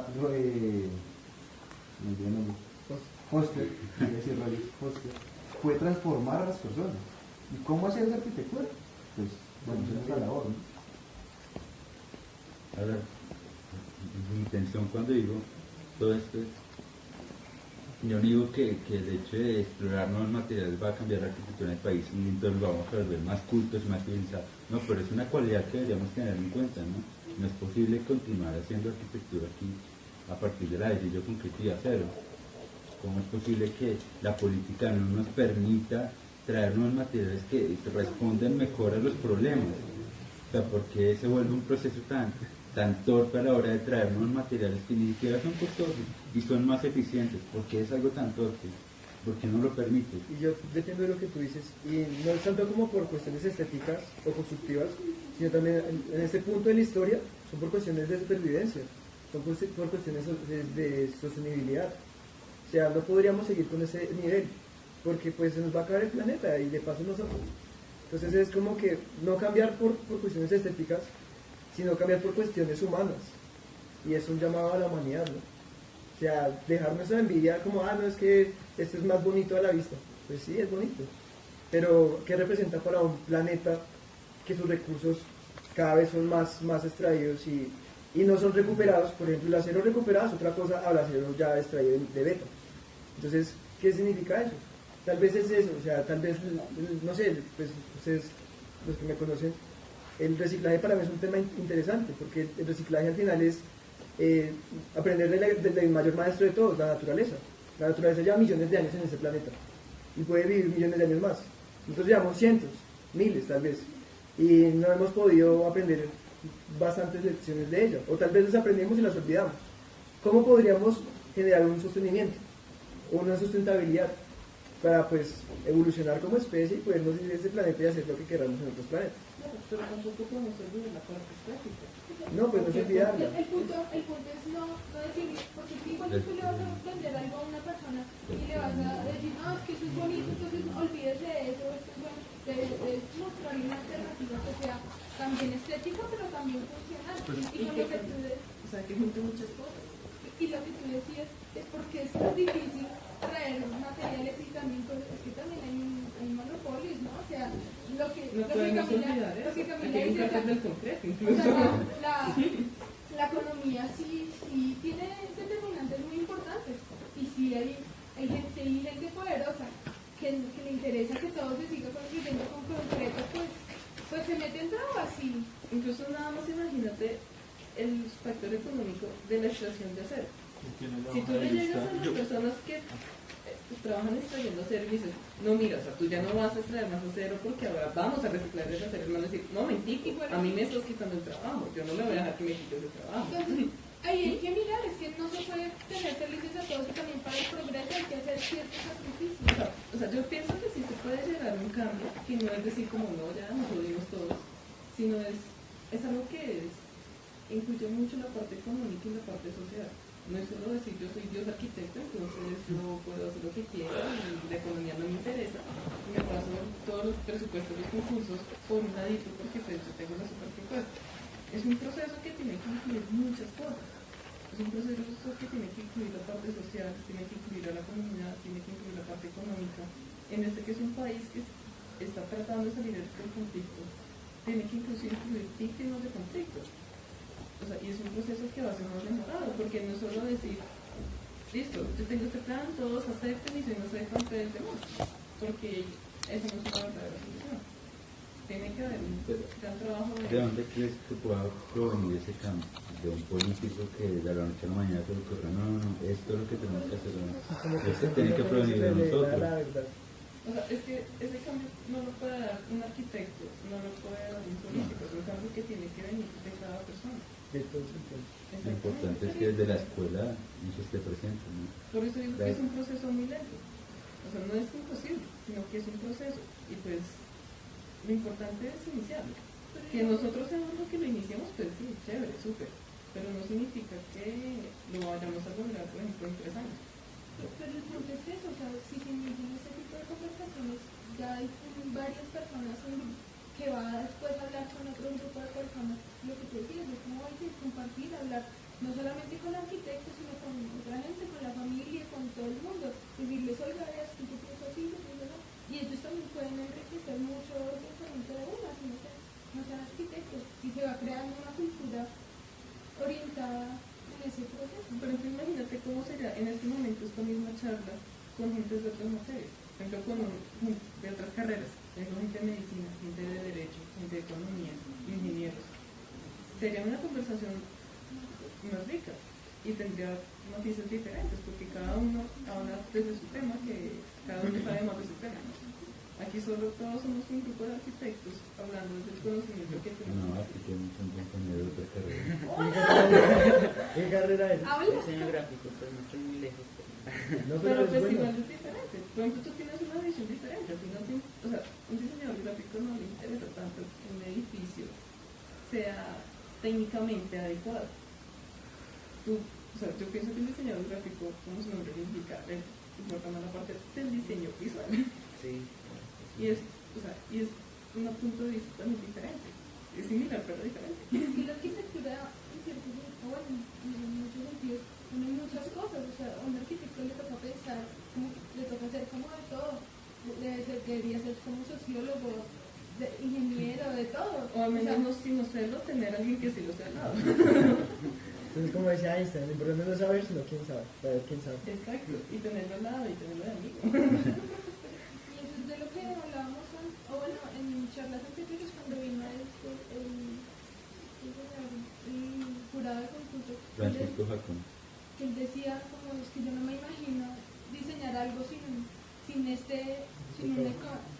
estas otras personas de otras disciplinas ahí al lado, porque muchas veces uno dice, ay sí, y voy a hacer esto, y voy a hacer eso, y llega alguien, no, pero es que es un sociólogo, no, es que esto no funciona por eso y por eso, y la idea que uno tenía, o sea, de pronto no va a hacer lo que uno quiere porque no conoce el tema a fondo. Yo creo que lo importante al final es que entendamos que las cosas no se pueden seguir haciendo de la misma manera y reflejemos eso en nuestra carrera aquí como estudiantes. No sigamos pensando en, es que esta casa va a ser en ladrillo, mampostería y concreto, porque no pensamos en nuevas formas. Muchas veces muchos profesores de estructuras escoban, es que eso no se puede hacer acá. Bueno, México tiene un terreno mucho peor que Bogotá y es increíble ver la arquitectura, lo usada que puede ser en ocasiones en términos estructurales. Y aquí no, eso no puede ser, eso es muy costoso, eso aquí tiembla y se cae. México está peor y son mucho más usados en términos estructurales, en los materiales que usan, en la arquitectura que hacen, y aquí no. Lo importante es que llevemos esas ideas, esas críticas a nuestro quehacer, a lo que hacemos como estudiantes aquí y luego como profesionales. ¿Cómo representamos el proyecto? ¿Cómo le vendemos esa idea a alguien para que la final sí? Y la final sí, porque también la arquitectura tiene un fin y hay alguien que se mete la mano al bolsillo para pagarla. Y de pronto en México los arquitectos han sabido vender los proyectos y el Estado. Ahí debemos estudiar mucho con los lingüistas para mirar lenguaje neuropsicológico y meternos en la cabeza y convencerlo de que lo que estamos haciendo es lo mejor. Por eso digo que ese artículo que le decía, los 4 rascacielos que le van a cambiar la cara a Bogotá. Ya, no sé si le van a cambiar la cara o no, porque los problemas de desigualdad sociales van a seguir estando vigentes. Pero definitivamente van a establecer un debate alrededor de la arquitectura en el país. Porque un edificio que cuesta tanto y es de solo 70 pisos, definitivamente va a dar de qué hablar. ¿Cuánto cuesta? Y van a generar problemas, y van a generar soluciones y va a generar pensamientos diferentes en todo el mundo, tanto en arquitectos como en gente del común, porque a todo el mundo creo que le va a Por afectar. casualidad han escuchado hay un artículo que dice cada vez son más los jóvenes que vuelven al campo. ¿No han escuchado ese artículo? Por ahí está rondando por internet. Y es curioso porque pues comentaban, cada vez es más lo urbano, ¿no? Pero llega un punto en que uno se hastía. O sea, sí, lo urbano, chévere, todo cerca. Pero llega un punto en que las ciudades son tan caóticas que uno se replantea si uno decide una ciudad. ¿Qué tal? No sé, por decir algo, todo es posible. Los seres humanos como colectividad volvamos a los campos. Y las ciudades poco a poco queden deshabitadas. O sea, pues en este mundo de sándwiches de salchicha todo se vale, ¿no? Entonces, ¿quién quita, no? ¿Qué pasaría si volviéramos a los campos? En la película misma decía que la gente del campo se venía a la ciudad era porque ganaba mucho más siendo un mendigo que cultivando. Y hoy en día, digamos, con el paro campesino es un ejemplo. Es que a los campesinos les cuesta más cultivar la papa que venderla. Y vienen acá, por ejemplo, y se paran un semáforo y probablemente ganan mucho más dinero. Uno compra una garrafa de leche a 300 pesos. Le paga 300 pesos por la garrafa de leche a un productor de leche. Y una bolsa de leche sí, ¿y cuántos nosotros nos sacas de esa garrafa de leche por 300 pesos? Fuera de lo que le cuesta producir y mantener la vaquita. Para mí eso era una pregunta muy extraña que yo le hacía a la gente. Como usted es campesino, tiene su terreno, puede cultivar papa, lechuga, tomate, todo, porque lo vende. ¿Sí? O sea, ¿por qué necesita vender algo, cierto? Si ya lo tiene todo. ¿Eh? Y entonces lo que ustedes están diciendo de que el tema del campo y que sí, es muy barato de pronto el tema de la leche y que yo no sé qué, el bulto y todo, pero uno dice, pero ¿por qué lo están vendiendo? Parce, si ustedes ya lo tienen todo. Y es porque están endeudados. ¿Por qué? Porque les metieron la idea en la cabeza, no quiere un poco de dinero, bueno, venda su excedente. Pero es que no produzco igual, bueno, compre esta máquina. Y les metieron en un rollo en la cabeza extrañísimo a los campesinos de que tienen que vendernos. Entonces, por eso cuando ocurrió lo del paro, ese tal paro no existe, yo no sé qué, muchos decían como, no, tenemos que apoyar a los campesinos porque ellos nos dan la comida y chévere y tal, pero entonces yo decía, pero ¿por qué nos dan la comida? O sea, ¿por qué nos están dando la comida? ¿Por qué son tan buenas personas? ¿Sí me van a entender? No es que sean buenas personas, sino les metieron una vaina en la cabeza extraña, que tienen que vender su producto, cuando no es así. Entonces ahí es cuando, ¡plup! Bueno, compremos 2 lotes acá en la Soledad y hagamos una granja urbana y vendamos ahí los productos. ¿Por qué no lo hacemos? ¿Por qué no lo hacemos? ¿Sí? ¿Por qué no? O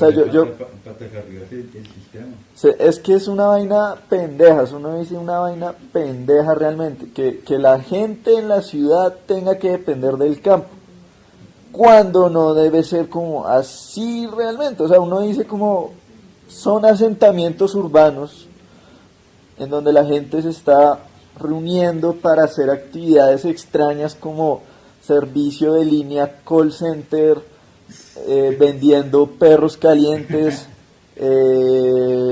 no sé, cosas, ir a un gimnasio, que uno dice, miércoles, ¿en qué bollo nos hemos metido? ¿En qué entrejedera estamos de cosas que no están, no es cierto, o sea, no tiene ningún sentido? Y ustedes miran el plano Bogotá son remaches de remaches y esa vaina no aguanta, ¿eh? Uno mira, y cuando mira los planos de las regiones, de los campesinos, de las fincas, uno dice, ¿quién carajo se está ordenando el territorio? ¿A quién carajo quién hace unas triangulaciones, curvas, cosas así que uno dice, pero es como si el campesino o el ingeniero catastral, si es que es el que diseña esa vaina, no sabe lo que está haciendo, no se entiende el territorio. Ustedes miren los lotes de las fincas y no se entiende ni siquiera que es algo producido por la topografía. No es así, no tiene sentido esa vaina. ¿Quién divide el territorio? ¿Quién dice cuál es la frontera de un país? Y ahí ustedes dirán como, ¿qué está pasando? O sea, ¿cómo hemos llegado a tal punto de tratar de controlarlo todo que no lo controlamos? Y se nos va hacia encima de nosotros mismos, ¿sí? Entonces, a muchas personas se les hace extraño eso, el tema de los campesinos, el tema de los trabajadores, que va a ocurrir ahorita el lunes, como esos brotes sociales, esas luchas de clases que muchas veces hablan y yo no sé qué. Pero, ¿por qué? ¿Por qué nos hemos dejado dominar tanto por cosas, por fuerzas infernales, como lo llama el Fausto de Goethe, que ya no podemos controlar? Lo controlable que creamos controlable nos controló a nosotros. Entonces es una vaina extraña. ¿Sabes algo curioso? Hay una historia un cuento muy cortico, y habla de que en algún momento los atlantes, los dueños del planeta, pues ya tenían todo, ya estaban tan cómodos que dijeron, bueno, ya estamos completos, ¿qué hacemos? Pues creemos máquinas para que hagan los oficios. Entonces crearon una máquina que pues era automática, entonces era el autómata. Robotina. Entonces llegaba y hacía lo que el Atlante le quisiera. Y esta máquina, curiosamente, empezó a tomar conciencia de sí misma. Entonces llegó y en un momento se preguntó, ¿y yo por qué diablos estoy haciendo lo que ellos están diciendo que yo haga? Entonces el autómata se enfrentó contra el Atlante, y el Atlante, como estaba tan dormido en su vanagloria, pues fue vencido por el autómata. Y los autómatas fueron liberados por toda la Tierra a vagar, pero teniendo un problema. Eran máquinas y no sabían nada de nada. O sea, se hicieron conscientes unos, no todos, pero todos fueron liberados.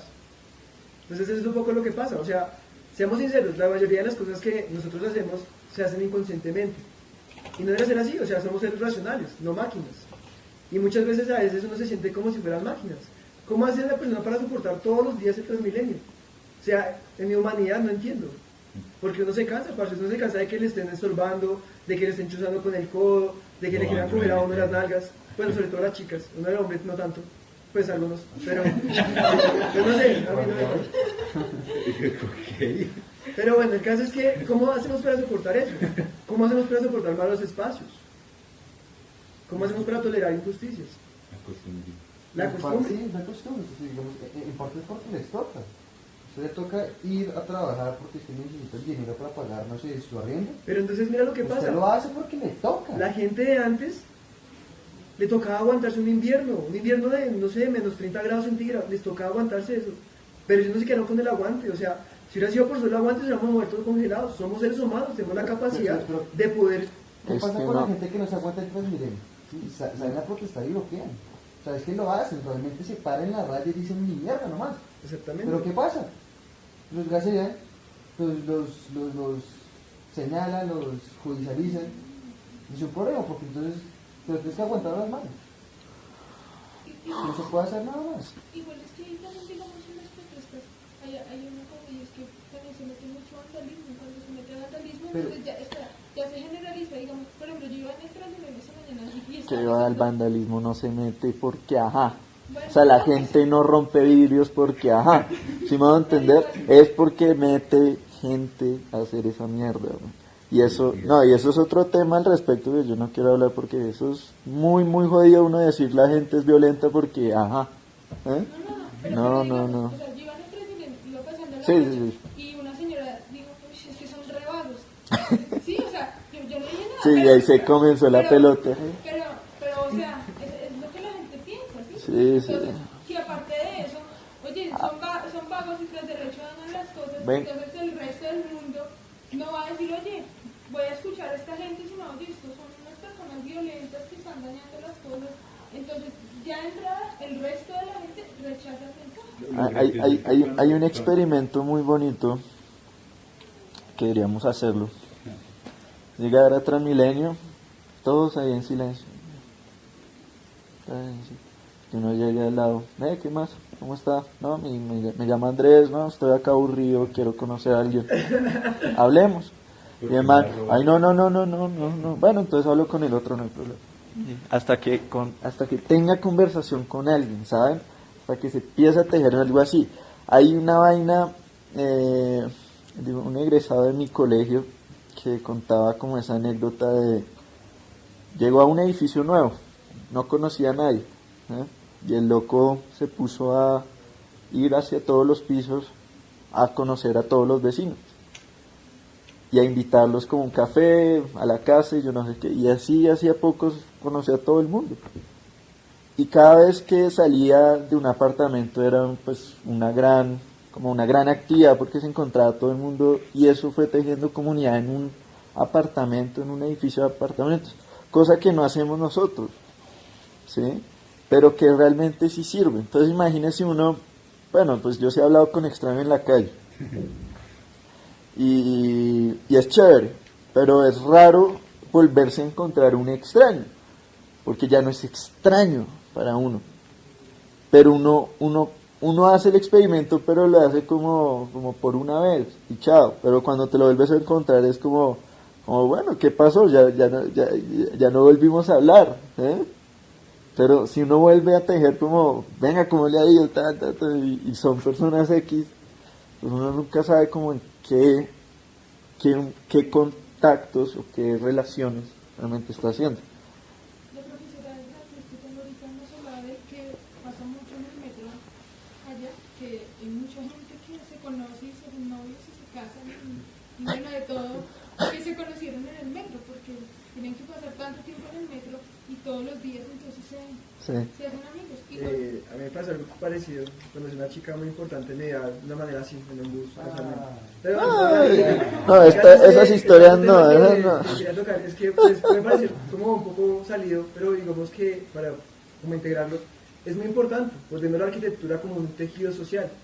Y tal vez digamos el problema actual arquitectónico, tal vez no solamente en los edificios, porque seamos sinceros, hay una gran falta de identidad o de sentido arquitectónico, es porque es un gran problema sobre todo de no hemos podido encontrarnos como comunidad. O sea, decía un conferencista, si usted va en un bus y pues Dios no quisiese, pues se estrellara y usted muriera ahí, es triste que ni siquiera se haya podido despedir de la persona que estaba al lado, o sea, como se murió y ni siquiera pudo hablar con el que estaba al lado. Sí. Entonces es eso, o sea, sí, y además es sobre todo romper miedos de uno mismo al hacer ese tipo de experimentos. Porque uno siempre es como, uy, no, pero ¿qué dirá? ¿Será que me dirá mal? ¿O será que...? Pero no, o sea, igual que en la arquitectura, si uno se arriesga, uno no puede ver resultados diferentes. Sí, y no es más como el experimento por hacerlo y ya, sino es como que realmente necesito hablar con la gente, sino entender que es feo uno mamarse media hora, 40 minutos ahí de pronto en el Facebook, pero uno diciendo como, pues qué chévere hablar con una niña linda al lado, pues bacano, o hablar con un tipo ahí que está hablando de negocio y uno, venga, pero ¿cómo así? ¿Usted qué trabaja? Cuente a ver cuál es la vaina. Y eso, digamos, a mí me ha impactado mucho de los países realmente. Yo sí aprecio mucho a esa gente, parce. Esa gente sobrevive es por temas sociales, de hablar, de relacionarse. No son unas ciudades que ellos dicen somos un pueblo grande, ¿cierto?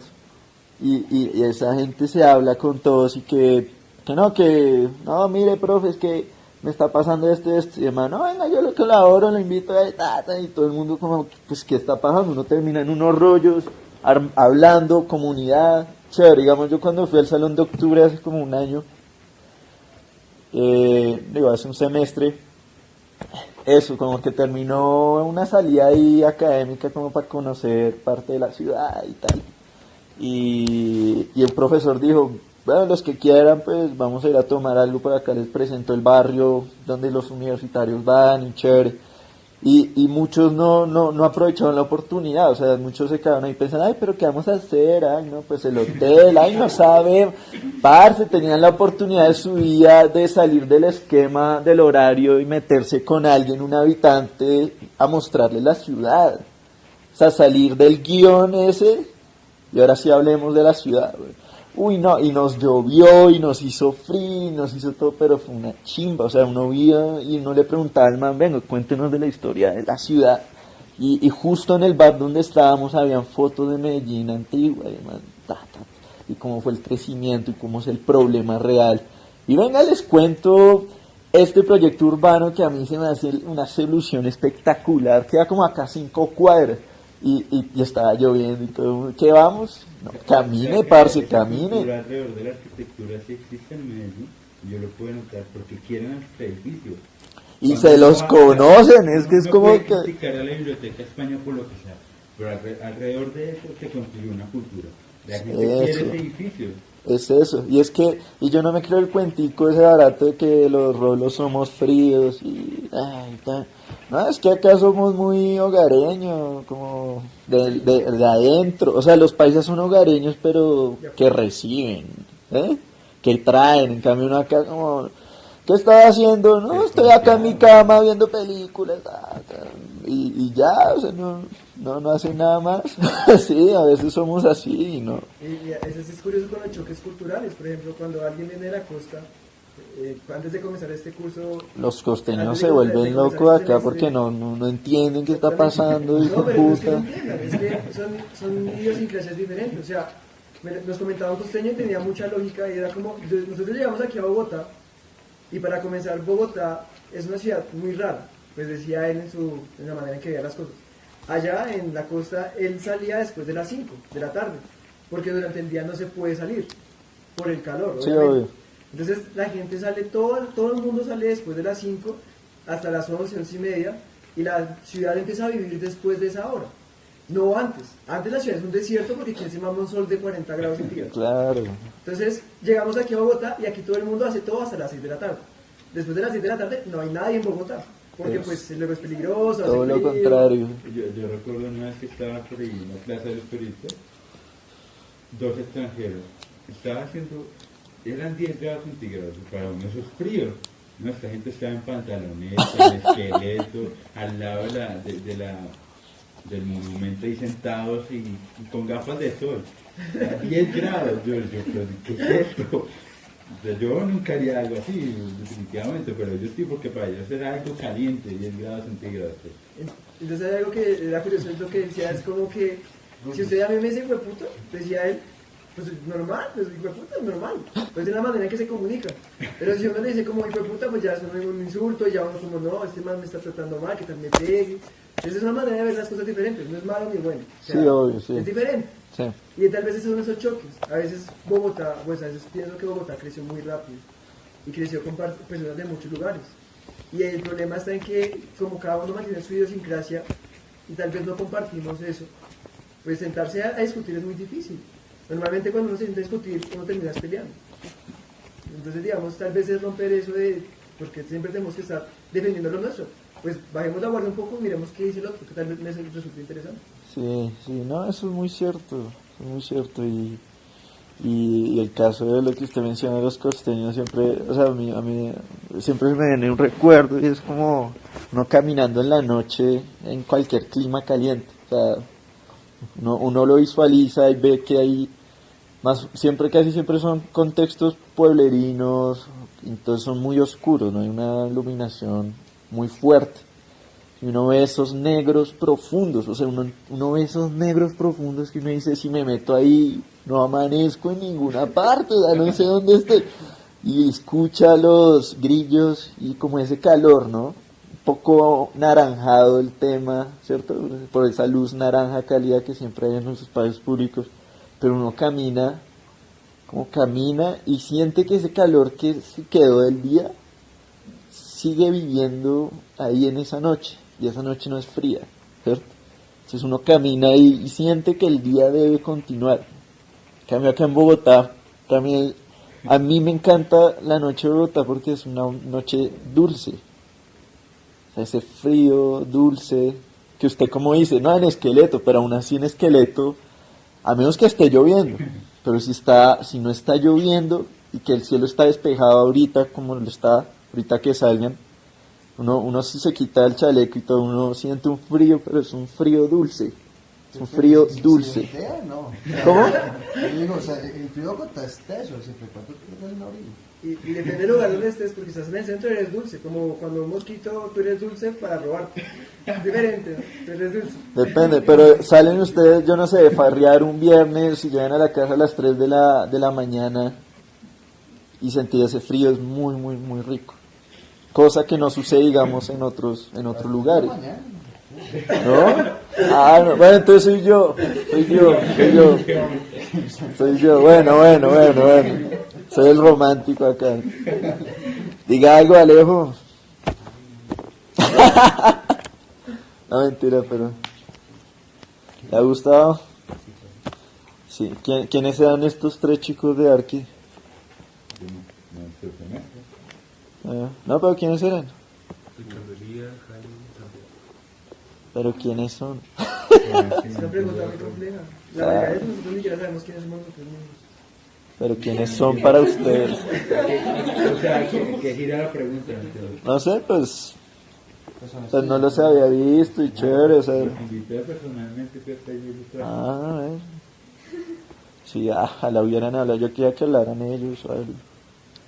¿Sabes qué es para que la gente hable? Haz una afirmación que roce con todo. Pero eso lo discutíamos con Camilo, pero yo decía, pero uno para qué va a decir una pendejada, ¿sí me van a entender? O sea, ¿por qué hacerlo como preparado, ¿sí me van a entender? No vale la pena llegar uno y decir como, en la arquitectura no deben existir materiales y todo el mundo, ¡wow! ¿Qué está pasando? ¡Ah! ¿Quién es ese man? ¡Ah! Inventarse un discurso que no existe, ¿sí me van a entender? O sea, que uno no cree.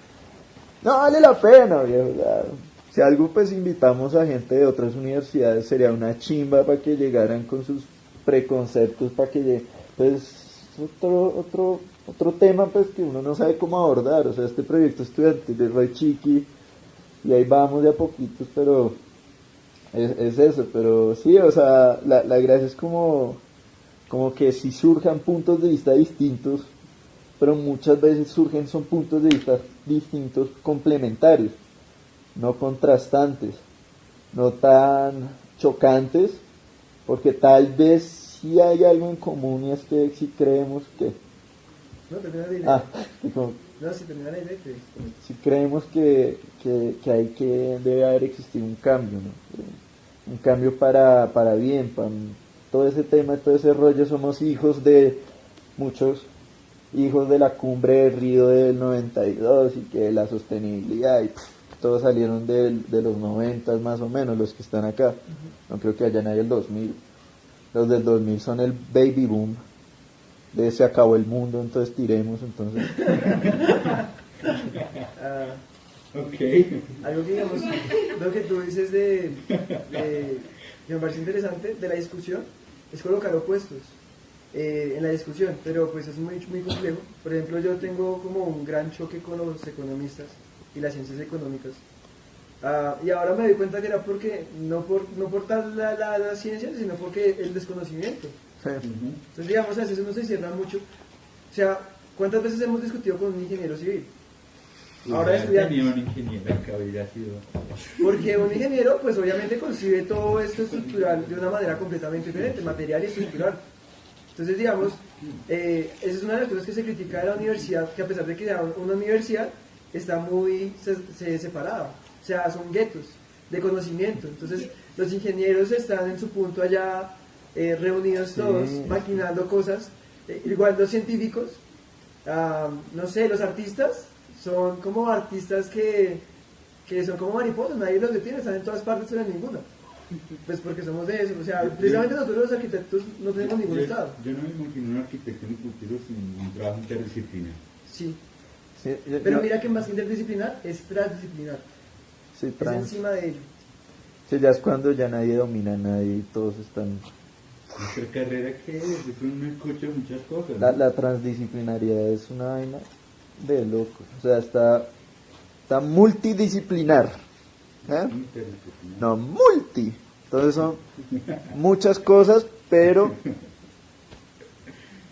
todos aportando como no a una sola cosa, sino dentro de su esquema están mirando solo esa vaina. O sea, no sé cómo explicarlo bien, pero interdisciplinar es como todos estamos trabajando es para algo. Y trans es como es que ese nivel arriba es ya no estamos trabajando para algo, sino todos estamos moviéndonos y colaborándonos desde nuestra perspectiva, pero produciendo un nivel de conocimiento no hacia un fin, sino de lo que va saliendo de todos. O sea, sí es como una integralidad, pero muy muy fuerte y muy teñida en cuanto a que no hay límites, no hay fronteras, que sí se siente en la interdisciplinaridad y se siente mucho más en la multidisciplinaridad. En la trans no hay fronteras. Es muy raro que ocurra, y más en la Nacho no creo que haya un ejemplo de trans ahorita. ¿Cierto? Si esto se lo expliqué bien, es que no... Sí, es complicado, pero sí. O sea, hazlo con agua. No sé, multidisciplinares son muchos ríos que intentan converger en un punto, pero pues cada uno tiene una afluente diferente. Eso. Multidisciplinar, interdisciplinariedad es que es un río fuerte, pero aún no tiene esa diferencia de las afluentes. Y ya la otra disciplinar es una laguna o es un gran mar. ¿Sí? Está buena, esto está mejor. Sí, porque busquen en Google eso y no se pierde mucho. Fin de la tertulia. Sí, ya. Hay que hacer trabajos. Hay que hacer trabajo. Hay que ver la realidad. No, esta es la realidad, pues. Igual pues lo que tenga para mañana, que ya para el lunes. ¿Sí va a volver?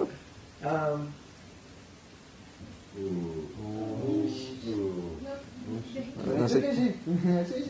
Sí, y no vuelve ya, pero... No, mentira, pero... No, es chévere. Ustedes se pusieron a hablar de unas vainas, pero muy raras, no sé. que hubo un momento que yo ya no sabía de qué estaban hablando, weón. No, y eso es chévere, pero yo no sé hasta qué punto qué estaban hablando. O sea, yo iba a decir en un punto, bueno, pero ¿de qué están hablando? No es por decir nada, pero sí estaban re dispersos. O sea, yo no sé qué estaban diciendo, pero...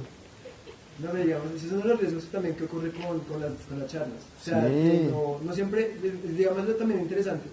No es como un salón de clase en el cual hay un tema específico y hay que ceñirse a ese tema. A veces eso limita bastante. Digamos Sí. que aquí tocamos tantos temas diferentes, muchos temas diferentes. Sí, Sí, cuando salen como como... un arbolito. Cuando salen vainas pero muy espontáneas, como que de pronto usted... no, y mi abuela me pasó eso. Pero, ¿tu abuela qué? ¿Cómo así? Y de pronto, no, es que el sistema social está pasando, pero es que uno de él te encuentra muchas cosas y y uno, pero ¿de qué? No sé, pero sí, eso es lo que tenía pensado, y el otro empieza a hablar y otra cosa, y no. Pues chévere, o sea, yo dije, fue un momento chévere porque yo me quedé callado, o sea, háblen, desahóguense. No, fue chévere. A sus amigos que tengan problemas y aquí es un club. Tráiganlos. Sí, terapia. Todos los que tienen problemas tienen algo que decir. Los que no se quedan callados.